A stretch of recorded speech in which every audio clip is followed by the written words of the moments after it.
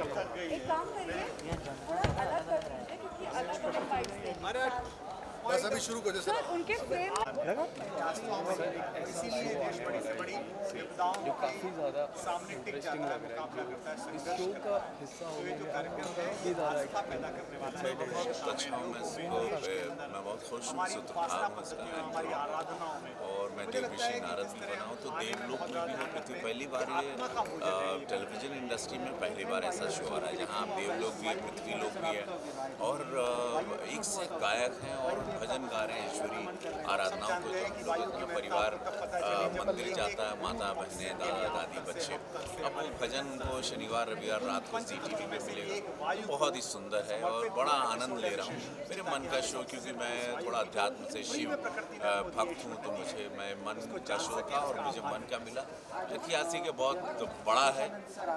ZTV इस पर बहुत बड़ा प्रोडक्शन भी कर रही है, graphics to everything, post production सब कुछ भव्य है। तो अच्छा हुआ इतने भव्य शो के साथ जुड़ के। ये मेरा सौभाग्य है कि अगर आने वाली जनरेशन को जो पाश्चात्य संस्कृति की और ड्रग्स की तरफ जा रही है, या अल्कोहल की तरफ जा रही है, शराब या गलत रास्ते चली जा रही है, कुछ चीज़ें इनमें सीख भी होगी, इसमें कथाएं भी हैं, तो उस मामले से उस रास्ते हम लोग अपने बच्चों को, अपनी आने वाली पीढ़ी को बताएंगे कि 10,000 साल पहले भारत कैसा था, हमारा इतिहास क्या था, हमारे देवी देवता क्या थे, क्या होता और उनसे क्या सीख मिलेगी आम जीवन में, आम जनमानस को हम लोग क्या दे पाएंगे, समाज को हम क्या दे पाएंगे, समाज को गलत चीज़ों के अलावा ये चीज़ें मतलब वो फैली रही हैं।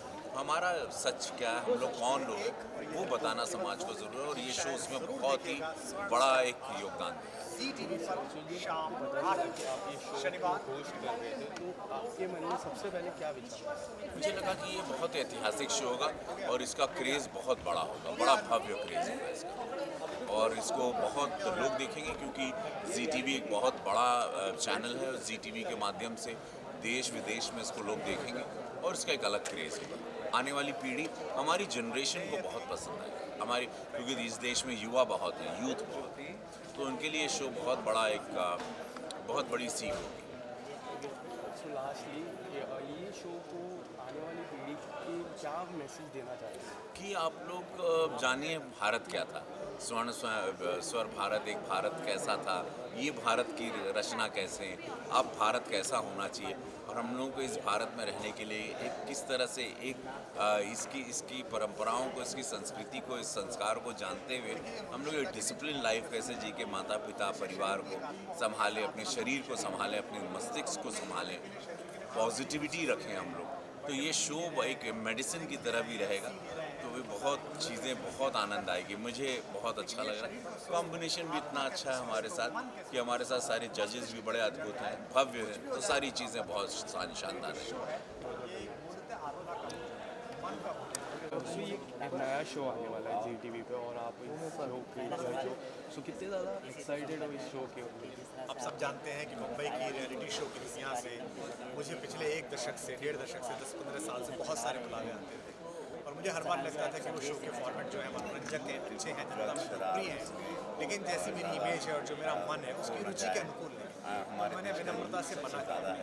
लेकिन ये जी मीडिया संस्कृति है, विशेष रूप से हमारे परिवार में देख रहे हैं, शक्ति इनका ये मेरे साथ विचार साझा किया, उन्होंने कहा कि आज़ादी के 75 वर्ष हो रहे हैं और कोरोना काल है, हमारा मन है कि लोगों के मन को बड़ा करने के लिए, आत्मा को मजबूत करने के लिए, मस्तिष्क को दृढ़ करने के लिए, कैसे अंधेरे का मुकाबला करें, एक धार्मिक, राष्ट्रीय ना आज़ादी के गीत गाए जाएं, बीच में कुछ कथाएं सुनाई जाएं, कुछ वैज्ञानिकता समझ, इतनी सुंदर कंसेप्ट थी, तो मैंने कहा कि मैं ज़रूर इसमें किसी भी भूमिका में आऊँगा, और आज लोग के अच्छे गायक भी मिलेंगे, बच्चों के साथ बैठता हूँ, बहुत ही सुखद अनुभव है, और मैं आपसे वादा करता हूँ कि बहुत ही आनंद आएगा। शनिवार रविवार रात 8 बजे पूरे परिवार के साथ इस शो को देखिएगा।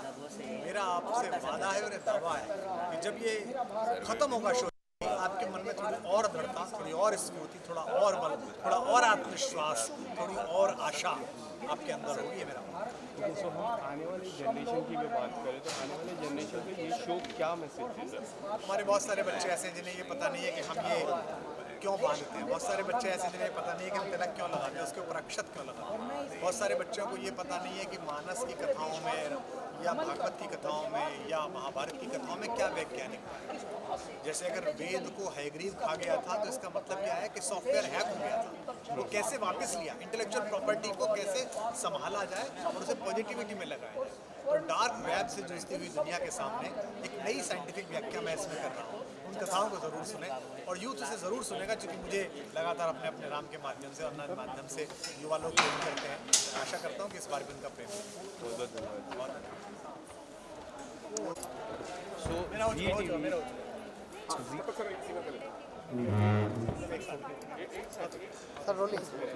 सो जी टीवी एक भव्य शो लेके आ रहा है और इस भव्य शो के आप दोनों जजेस हो। सो क्या कहना चाहोगे, कितने ज़्यादा एक्साइटेड हो इस शो को लेके? जी हम बहुत ज़्यादा उत्तेजित हैं, उद्वेलित हैं, तरंगित हैं, उमंगित हैं। और इसलिए हैं कि भारत में तो नहीं परंतु विश्व में भी कभी ऐसा शो बना नहीं। देखिए, आध्यात्म और संगीत एक साथ आए। जब हम शुरू हो रहे थे अपने जीवन में संगीत में, तो हम क्योंकि आश्रम में पले बड़े हैं, गुरुकुल से ही आए थे। मैं गंगा किनारे आरती से पहले गाता था, कुछ अलग स्वच्छंद चीज़ें गाता था। तो सब पूछते थे मुझसे, क्या गाते हो, कैसा गाते हो, तो मुझे पता भी नहीं होता था। क्यों? क्योंकि हमने विधिवत सीखा भी नहीं था।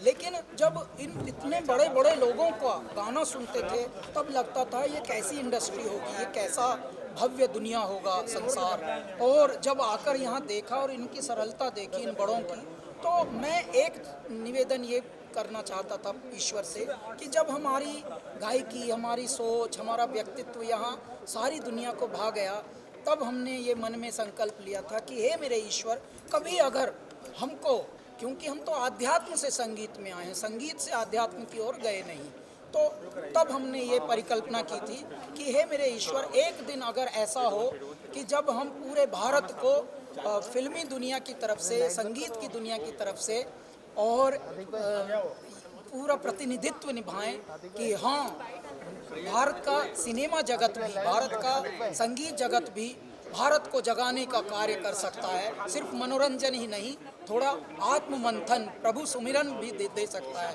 तो आज़ादी के अमृत महोत्सव पर जब आदरणीय प्रधानमंत्री जी ने ये उद्घोष किया था कि जो भी भारतवासी, भारत के कलाकार, भारत के साधक अलग अलग क्षेत्रों से भी हैं, वो अपने अपने क्षेत्र से ये उत्सव का भागीदार बने, तब हमने ये परिकल्पना की और आज ये संकल्पना मूर्त रूप ले रही है स्वर्ण स्वर भारत के रूप में।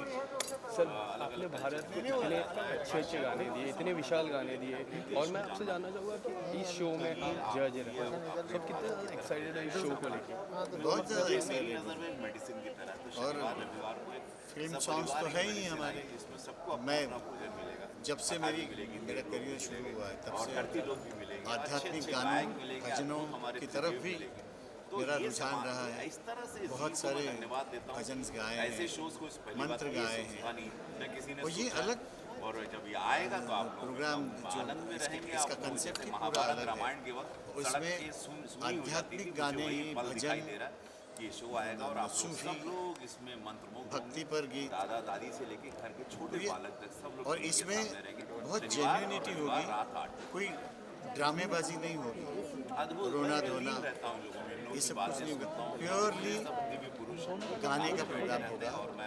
और आज के इस पेंडेमिक के समय में लोग वैसे भी भगवान की तरफ बहुत ज़्यादा मुड़ गए हैं, जिसकी वजह से ये प्रोग्राम अलग सा है और लोग इसको बहुत पसंद करेंगे। जहाँ जहाँ पे भी हमारे सुनने वाले लोग हैं, यहाँ पे भारत में, भारत के बाहर, तो सब लोगों के लिए ये प्रोग्राम एक अट्रैक्शन होगा। और मैं उम्मीद करता हूँ कि ये जैसे रामायण होती थी, महाभारत होता था टीवी पे, जब पूरे रोड्स खाली हो जाते थे, तो वही अवस्था आने वाली है इस प्रोग्राम की तहत। आने वाली जनरेशन इस प्रोग्राम को लेके क्या संदेश देना चाहता है? हम आने वाली जनरेशन की हम बात करें तो इस प्रोग्राम आने वाली जनरेशन भी भारत में ही है ना जी, भारत के ही बालक हैं, भारत के ही युवा हैं। ये तो हम ही लोगों ने अपने युवाओं को उस तरह से ज़्यादा एक्साइटेड कर दिया है कि वो पश्चिमीकरण की तरफ भाग रहे हैं।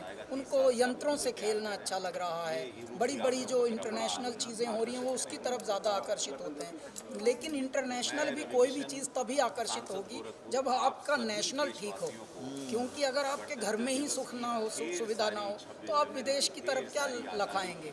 तो अब तो विदेश हमारे भारत की ओर लखा रहे हैं।